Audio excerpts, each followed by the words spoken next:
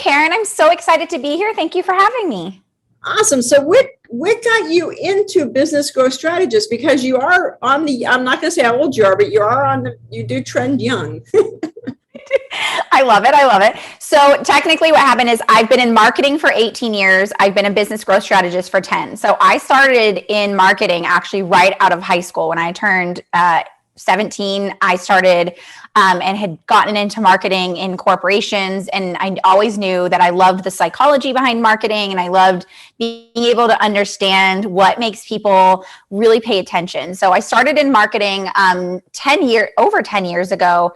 I left a big corporate career with $1 billion company and to start off my business on my own. And I had just had my first baby, and I realized that I just wanted some freedoms in my life that I couldn't have had traveling the world with the position I had previously. So I started that about 10 and a half years ago because I really wanted the freedoms for myself and the lifestyle that I wanted to give to my family. But I also had this huge drive of wanting to be able to see the change that I could help and impact people so that they can create the life they wanted. And in corporate, you just don't see that in that same capacity. So it meant a lot to me to be able to support people who wanted to change and impact the world. So that's kind of how I got started in this. And yeah, it's been an incredible journey so far. So you graduated high school at 17, and I did too. Although I started very young, so that's why. But you graduated early, and you went from high school into corporate life. So I have been an overachiever since I can remember. So I actually got my first job at 14. I lied on the application because we weren't actually allowed to get a job at that age. I lied on the application to work at a pizza place because I was super driven. And I always tell the story that like when I was younger, I wasn't like really great at school. And I went to a private school where everyone was like the best at school. And I was always just like pushing myself really hard and couldn't do it. So I always joke that I was never really great at anything until I started to work. And I realized I was really good at hustling. I was really good at like working hard and learning things and figuring things out. So at 14, I got my first job. At 16, I was actually working full time, cold calling for MCI actually back then. And I was making $3,500 a month at 16 years old. So I had this just hustle mentality where I'd found myself really into that feeling of I could be really good at this. And this was something I excelled at. So I actually chose to graduate high school a year early. I pushed myself really hard to get everything done ahead of time. And as soon as I left, I started working in corporate, in some marketing. So I worked with small businesses and I worked with corporations in marketing just because I had always wanted to go into psychology. And I was like, that's a lot of school and it doesn't sound as exciting. So I was like, marketing sounds like something I would love to do. So I started working with some small businesses and then worked my way up to corporations. And by the time I started college at like 17 and a half, I was already working for a huge bank in their marketing as well. So did you graduate from college or did you decide to college? I did. No, I worked full time. So I was super crazy, but super dedicated. I actually went to school full time and worked full time at the same time. I would take evening classes. So I would literally work during the day. And then on evenings and weekends, I'd work, on the evenings, I'd go to school, and on the weekends, I'd work as well. So I was doing both. So I graduated at 21. I did all of that stuff. I wanted it all. And I wasn't willing to sacrifice one for the other. So did you go to college because you were drawn to the education or because It's just a box to check? Because it was a box you had to check, especially with my family. You had to, because I'm Persian and my family really believes in education. Like they came here as immigrants and it was a gift to them to be able to go to college in the first place, nonetheless, to be able to do that and exceed. And they believed that was what was the core to you being able to get a better career down the line. And so my family really weighed heavily on education, getting good grades, being the top of your class. And my brother was the perfect kid, right? He was the one who aced his ACTs without studying ever. And I was the kid who was up all night trying to study. And I was getting C's and B's and like barely passing, right? Like, so I went to college because it had to check a box. Like that was not an option. I had to go to college. So, and I joke with my husband all the time that back then that was the case, right? We were told we have to go to college. There is no other road. You don't get to take a year off. You don't get to go work. If you're given that gift of being able to go to college, you go. Mm-hmm. That is true. And I think a lot of women go to college. I mean, I went to college and got a degree, but school was never my thing. I struggled in school. I graduated high school in the bottom 5% of my class. Oh, wow. I mean, I was picked as most likely to fail. Oh, so wow. So it's fascinating when I talk to other women, because you're kind of like the female Gary Vee. That's like the best compliment ever. I love it. Because I mean, he realized he didn't like school, but he decided not to do the college debt piece. He went on. So it's fascinating that you didn't like school, but I guess because it was kind of, you know why? But and it's funny that you say that, because I was smart enough that I went to college, worked at a bank that paid for my college and my books. So I didn't have to pay for it. I didn't have to go into debt for college because they would pay for it. So I knew that if I did that, it was paying for my education so that I could go through this process.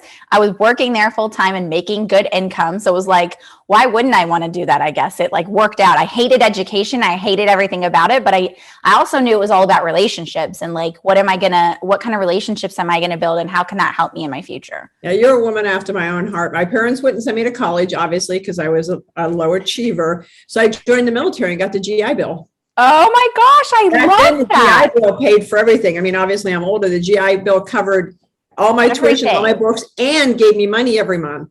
So, wow. Yeah, I didn't go so smart. Yeah, and I don't know. I mean, now when my daughter's went to school now, she's in paramedic school. But when she asked me, because my husband's a college guy, I'm like, you just got to follow your heart. Yeah. School's not the end all be all like it was when we were growing up. And agree.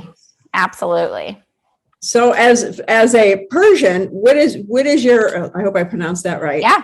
We were on a call together once and you were talking about how it's inherent. And I picked up on it because to me, it's fun, but it's inherent for you to want to negotiate. Oh, yeah. And you say that women really should negotiate their rates. Mm-hmm. And so to me, it's like, explain. So most people don't realize this. So Iran is a third world country, right? And so they literally, where? It's a third world country. So it's a country. Iran is a third world country. So so Iran's a third world country. And what people don't realize is when we live in a system where money has a different value and people aren't getting salaries, they don't have you can't get a loan to purchase a car, you have to pay outright. So everything is negotiation. So I remember to this day, my parents, like I said, were first generation in the United States. And so they would negotiate on everything. And I remember cringing because I was like, this is so embarrassing. They would go anywhere, but that was typical of their culture, right? And as much as I was embarrassed by it, I realized as I grew up, it became ingrained in me. And that was what I would do. I would go to the flea market and I would negotiate the heck out of what I was doing. And the things that seemed so uncomfortable back then because it was out of the norm made so much more sense because it was like, well, you get to determine the value of something. And so when we talk about raising your rates or negotiating what you're able to do, whether that's in a corporate career or in your own business, you get to determine the value, not everybody else around you. And so I realized that instead of thinking it as this cringeworthy thing, it's kind of empowering that we get to make that decision of here's the value I place on this, and here's the value I'm placing on myself and what I'm going to negotiate for myself. So I really will say it's inherent, and at the time felt so gross and oh my gosh, this is embarrassing. But as I grew into realizing the power that we had behind that, it really does shift the confidence in being able to say, I determine my worth. I determine the worth I have for the things that I'm purchasing and the things that I choose. And I get to determine that every single time. So I found that it was actually shifted into an empowering opportunity for myself and others as well. Yeah, I love negotiating. I think it's fun. It brings me joy. So I love it. Now you have your own business, a very successful business growth strategist, and your typical or your ideal client or your client traditionally are women. So, funny enough, for a really long time, I worked with men, and right now I've been skewing towards women just because I have the heart to like want to support more women in stepping into their own voice and being able to charge high ticket value and get what they want. So, right now I work with mostly service providers. So I'll say like coaches, consultants, healers, people who just really want to make an impact on the world, and be able to bring change, even if that's one person at a time. What do you think the number one problem women in business struggle with? Confidence. In life. In life, right? Because if you think about it, strategy, like I'm a strategist and that's my, like I eat, live and breathe strategy, but you could have the perfect strategy. And if you don't have the confidence to actually make that actionable and implement it, it doesn't matter. None of it matters, right? So confidence to me is the most important thing. And what people don't realize is like, I was not the confident person my whole life. Like I was always the one who, if you said I had nice hair, I'd show you my split ends and say, no, look at this, right? Like that's just how I grew up. That's how I was. And so I didn't have the confidence. And when I started my business, I didn't have the confidence either. It took me a really long time to step into that. And so being able to show other women where their magic is and how they can develop their own proprietary method that makes them feel that confidence. It's like a tool and a catalyst that lets them buy into themselves and therefore able to share it with other people in such a clear way. Yeah, and that is true. I think women more than anybody, well, between men and women, I think women struggle the most with confidence. And I mean, as we've talked before, it's the programming. It's, you know, what we see and what we don't see. And we were talking off camera about, you know, a first female president. Yeah. And how long that's going to take. And, you know, a lot of times it's programming and, you know, who's going to vote for it, who's not. So it's interesting to work with women and see how to boost their confidence. Yeah. Because when they do, how to elevate them. Yeah. And it's interesting because I've worked in predominantly male businesses up until I started my own business. I worked in an engineering company for a really long time, and I was surrounded by men in financial industry, et cetera. And, you know, and I think that there's such a delicate balance between the programming that we have that we were discussing about the president, like the things that feel normal to us, right? Like it doesn't feel normal to see a CEO of a business be a female, right? It doesn't feel normal to us to see the president be female. And it's not necessarily that we choose that. It's just that we don't know, we can't even spot that we're doing it. And I think the same thing comes into when we run our own businesses. We don't realize that our confidence and our belief in what we're doing is literally what is the catalyst to us being able to sell that to someone else. Like I cannot sell something to someone if I can't confidently show up and share that. So it's such a difficult thing because you see so many women who are so talented in business and yet they don't share that with people. One, because they haven't discovered it for themselves. They're kind of slapping it on there and selling things, but they don't actually believe in it. They haven't bought into that for themselves. And so it's just this really interesting thing to watch a man start a business and rock it, like literally go into business and all of a sudden you're like, what happened?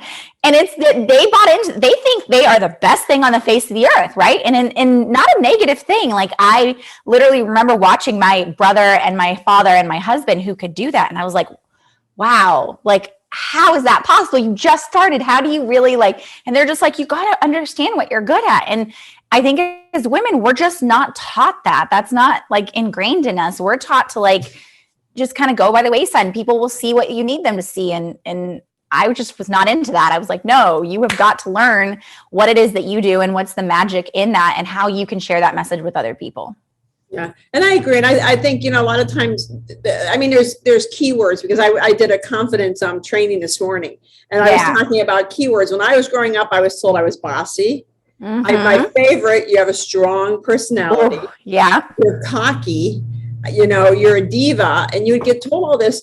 So you end up playing small, but yet, you know, you look over at your men friends and, you know, I was in the military, so I was surrounded by men. I was a medic. So obviously as a medic, we had a lot of women as well, but I learned a lot from them because they would just be like, just do it.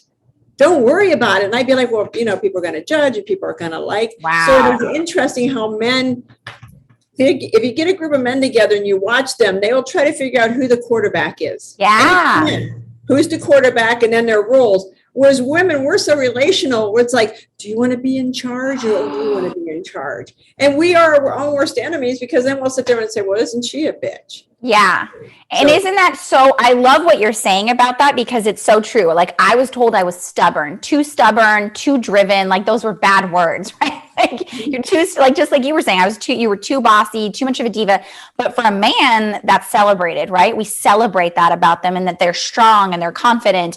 And I think that you and I come from such similar, like, you went to the military and I went into like an all male, like very male oriented area. And it kind of helped me learn that, like, okay, maybe there's not something wrong with adapting some of those pieces and realizing that that's okay to be confident in what we do and stand in that confidence. But I think that so many women are told for so long that, like, that's not what we need to be. And I had this conversation recently with one of my private clients about competition, and how competition has become a bad word in female businesses, because we are told that we do not compete, we rise together. And while I fully 100% believe that, like, we all should support each other in growth, competition is business. Like, it's not personal. And I think that it's one of those conversations where I was always interested in. I'm in a lot of like men selling groups, and when they talk about competition, they talk about, yes, you make competition irrelevant, like, all these conversations around it, like it's a normal thing. When I brought up the conversation around competition in a female group, the feedback was crazy. Like, people were up in arms, like, no, competition doesn't exist. We don't care about competition. And I was like, that's business. I'm not talking about like you personally competing and going out and like telling someone you're better than them. It's competition is literally a natural part of business. And I think if we, even in the confidence department, that really comes into play of like, we can be confident and compete against someone without pushing them down. We don't have to say, I'm better than you, I'm different than you, is what I really like to say. But I always think it's interesting, because it's really the similar conversation in a different way that happens in business. Yeah, and then sometimes I think women are our own worst enemy. I mean, you look at a Condoleezza Rice or Michelle Obama, and, I always hear people say, well, they have an awful lot of testosterone. And I've been told that, well, you have a lot of testosterone, Karen. It's like, why? Because I can run with the big boys. I mean, I can be in a room full of, I golf. Yeah. So I golf with men. And I think probably the hardest part for women kind of getting away from golf, but the reality of it is you're in a room full of guys. You're the only girl, and you're with 10 guys, and it's time to go to the restroom. They go one place. And I mean, things have changed, but I can remember when I would have to go down 2 or 3 floors, because the women's room was down a couple floors, and go back up. And it'd be awkward coming back up, and you had to learn how to just mold yourself back into it. But I think totally agree. Yeah, but it serves you when you're working with women, because women need to understand that you can't be mamby-pamby. Yeah. You got. I think that's it's a tough conversation, Karen. Like, when you're saying this even right now, like, that's a tough conversation, especially I think in the spiritual world, where we I see so many people talking about the masculine and the feminine energy. And I feel like masculine energy is like demonized. It's like this horrible thing to like have the testosterone, you have too much testosterone. And I don't think there's negative or I think that both have their place, right? They both have their place in business and in life and all of that. And I think that we've gotten so one-sided that one has to be better than the other in every instance, that it's difficult. And so confidence kind of falls on that masculine side, right? Like, when we think of confidence, we think men, we think of those pushy bro tactics and men who puff their chest out and feel good about themselves. And so it's created this negative relationship around confidence, which is actually a beautiful and amazing and incredible feminine thing if we really look at it that way. And I think that I agree with you. I think that's the number one thing women wrestle with is confidence, especially when you get onto social media, because you always have those people that want to unconfident you, if there's such a word. That confidence down, right? When you go on the social media, are you able to, and I won't use any platform, but are you able to kind of scroll through and say, I could really help her with her messaging? Or are you able to hone that well in that you can just watch me for 5 minutes and think, oh Lord? I can, and it's scary scary for people because, so I always tell people a strategist and a coach are very different people. So as a strategist, I actually, like when I tell people I have 18 years of marketing experience, I say that because I have a skill. So it means in 5 minutes, I can have a conversation with someone and quickly tell you where the gaps and the opportunities are, whether that's scrolling through Facebook or face-to-face conversation. I can see it. It's like, I joke with my husband, it's like having that beautiful mind where things start to pop up and I can like pull the pieces together and like put them all together. That's my gift, right? That's my talent of being able to do it. So yeah, you can absolutely scroll through social and be like, I can see where this is missing and how we can make this land better and attract the right people. I absolutely can. Do I get to go and do that? No, because people aren't as open to that. I mean, I'm glad you hit on that because I think women, going the other way with women, I think women are much more intuitive, or maybe we've just uncovered our intuition, because I'm the same way with people's blocks. Ooh. I can talk to somebody for 5 minutes and I could help them remove their block. Yes. And move forward because I can see that. So I'm so glad, because I would say it to people and they're like, well, how do you see it? So it's so good to hear you say that you see the gaps in the messaging. And I think that we don't give ourselves credit, and all you that are out there listening, are you giving yourself credit for what naturally happens? I mean, I could look at somebody and tell them, oh, you need to get that looked at, your energy of your shoulder, you need to kind of get your shoulder looked at. And, when I look at people and say, everybody has a gift, but we don't, it comes so easy. And because it sounds like what you do comes naturally to you. But isn't that funny though? Because Karen, even when you and I were talking, it's like, it's a gift that comes so easily. We don't see it as a gift. I think that's the whole thing where I see it as being a problem, is it's usually the thing that someone can do intuitively without thinking, without even questioning it. Like I used to think to myself when I'm looking at people's stuff and I would look at the whole, like have you seen the movie Beautiful Mind where it like pops up and he's got all these pieces? I thought that everyone looked at things that way. I thought that was a normal behavior until I had more and more conversations with people and they were like, wow, that's incredible. Same thing with you. Like you're sitting here, and to you, originally, you may not have thought that being able to look at someone and just know what was going on was a huge gift, because you do it so naturally and so intuitively. So I think the reason so many people struggle with it is because they don't notice it. It goes unnoticed for them. It just feels like something they do that they don't actually work hard at. And so we focus on the thing that we work hard on, thinking that that's what I really need to sell to people, because if it was hard for me, then it must be hard for other people. We don't realize that the thing that came so easily to us is the thing we're actually gifted at and is so much easier for us to teach and support other people in. So really what you do is you help women, not to change your messaging at all, but not even trying to, your messaging is spot on. And if you guys are listening to this podcast, there's a lesson to learn. And I hope you guys are all paying attention. It doesn't matter which path I'm taking her down, we're going to end up back in her business. And I hope you guys are watching that, because it's fascinating for me to watch, because it's like, okay, we're going to go this way. And I know we're going to end up exactly where we end up. And that's being spot on in your messaging. Yeah. This is what we're going to talk about. Doesn't matter what the interviewer wants to talk about. This is where we're going to end up. And I mean, women, I hope you guys, and guys, and you men folk, I hope you guys understand that's an art to be able to bring people back to where they want to go. So now I forget what I was going to ask you about messaging. Oh, so really you have the gift of seeing. Now, can you see their gift? Like if you're talking to somebody, can you kind of look at their post and say, oh man, she would be so good at. So it's not, I don't think it's as noticeable in one post, for example. Oh, exactly. And I should use social media. Yeah. But I'll say in one conversation, yes. Like I recently had a client sign up to work with me. And when she came to me, she had planned on doing business around something totally different. And then when she came to me and we were just chatting, it was our first call before she signed up to work with me. And I asked her like 2 or 3 questions. I know what questions to ask to get the information. I was like, you would be amazing as a content strategist. And she was like, I've never thought of that. There's no way. And she was like, you know what, though? You're right. That does come naturally to me. It is something I feel really good about.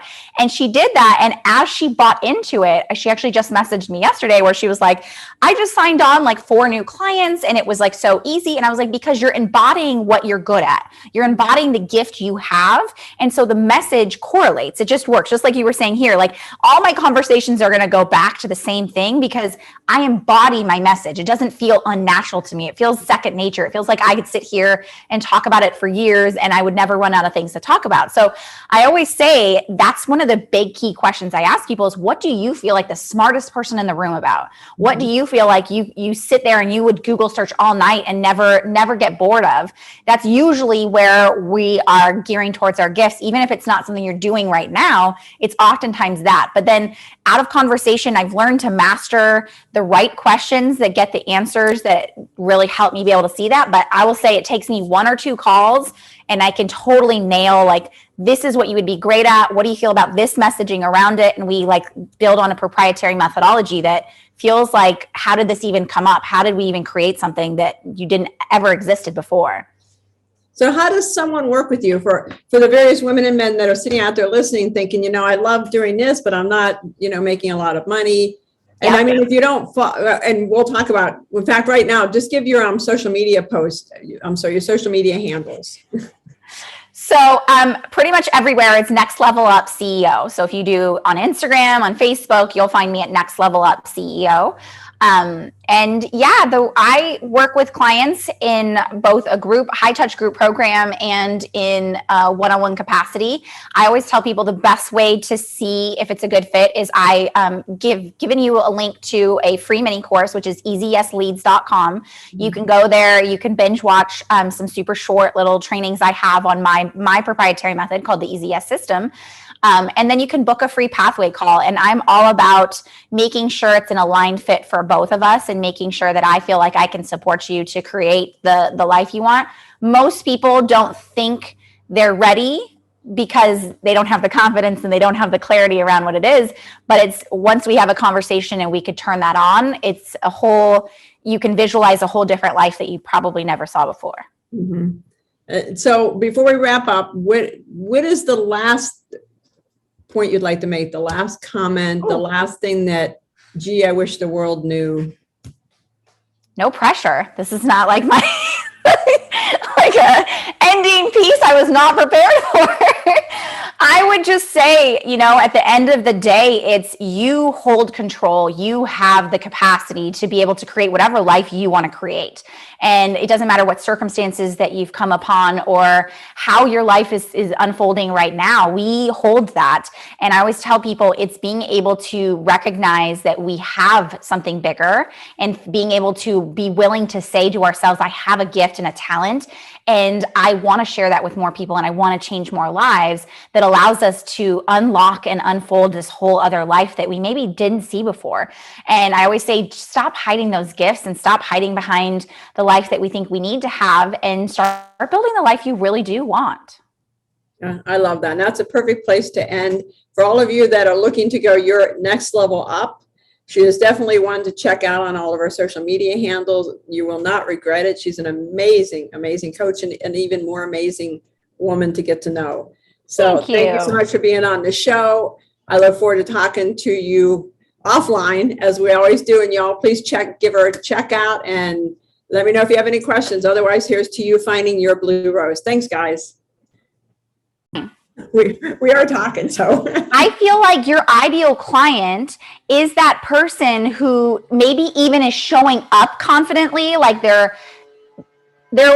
faking it, right? They're wearing the mask and everyone else around them might think they're confident, but deep down inside. So I think you have 2 versions of this same ideal client. I think you need to push away the ones who like never felt confident and they're like mooching off of you. I don't want you to bring those people in because I think that's going to always be you convincing them that they could be confident in the first place. So the 2 versions are the people who had the confidence and they've lost it and now they want it back. And version number 2 is the one who portrays confidence, but deep down inside, they don't feel it. They don't own it. They're just like putting on a mask and stepping in front of the mirror and saying, hi guys, how's it going? And then at the end of the day, they come home drained and broken because they've been putting on this mask the whole day. I think those are the 2 people that are like begging for, and they're not going to be people who comment on your content. They're going to be people who DM you, just like I told you, my client, Abby. They're the people who secretly DM you and say, okay, tell me more, because they don't want anyone else to know they're struggling. Yeah. And I am blessed with that one piece is everybody knows if they talk to me, it goes nowhere. So, I mean, because the long-standing joke has always been, if I ever have to have surgery, the Secret Service will have to be there to protect the secrets. Because I've got so many secrets. I love it. About corporates, everything. So, I mean, I do have that going for me that everybody knows that they talk. So, but I would say call both of those people out. So creating some content that speaks to the person who's hiding behind the fake confidence and call out the fake confidence. Like, I see you over there going into your corporate career, putting the smile on your face, walking into the room like you don't care about anyone else around you. But I also see you coming home feeling broken, feeling like you don't know where I would have that conversation and lead them to that person. Say, DM me if you want to learn how we can not only shine the confidence out on the outside, but on the inside too. And then I think the other version is more open to like engaging with your content and like talking and doing all that. But I think you're going to have a lot of those people who don't want to say anything in front of the rest of the world. They just want to talk to you and talk about it. And that's why I struggle in my group because I've asked a couple of them, why don't you ever say anything? It's like, no, we know everybody in your group. We don't want people to know. Move it to the DMs and make it something. And the other thing I like to say is these kind of people don't want to suffer. They don't want to sit in their suffering. They're confident. They're not the type of people who want to sit in their suffering. They want to sit in the next thing of like, so help them be able to brag about themselves. Give them the opportunity to brag about themselves and they'll engage that way. Oh, I love it. Well, thank you. I wasn't even trying to get coaching, but thank you. Because I was going to ask you about a one-on-one because I think I need a one. I like the group format, but it did get, I'm going to say Ming's a little draining. Yeah. It was draining for me. If it made you feel any better, by the end, I was like, this isn't going anywhere. I don't know what to do. Well, I can't and I didn't because I have too much testosterone. At one point I was just like, you know what? Stop the circle talk. Yeah. Codependent. And that's why the last time I talked, I felt bad because I kind of snapped at her where it's like, what do you mean you're going to take responsibility? Bullshit. Yeah. I'm not taking responsibility. I know. No, oh, well, anyway. So, I was going to ask you about a one-on-one, getting back to that because because I think shadow, I love shadows, but I can't use the word shadows because I think it freaks everybody out. That's what I was telling you from the beginning where I'm like, shadow sounds great, but I would be like, I don't want to do shadow work. Everything about shadow, it's like scary movies. Why would anyone want to work on that? Well, and the reason one of my girlfriends that I just helped, and she's just a good friend, so I helped her. She went to Debbie Ford's actual shadow thing. Wow. So she actually taught by Debbie Ford. And she was telling me how amazing and all it is. And I'm sitting there thinking, but then why are you talking to me? And so I asked her, I said, but if you already went through her and you know how to do shadow work, why are you talking to me? She doesn't know how to apply it. Yeah, that's my big thing now is, when it comes to my easy as yes, because I have that all figured out is everybody wants to change. They just don't know how to do it. Yep. They need the application and that's you. That's it. Okay. So let's chat more later. I have to hop off and hop on another call, but this was amazing. Thank you so much. Can't wait to see it come out. I'll let you know when it goes out. If you want to listen to it ahead of time, let me know. Otherwise, it'll probably get posted on Tuesday. I'll let you look at the write-up and everything just to make sure everything's, especially you're so focused in. Thanks a lot. Thank you. Bye. Bye-bye.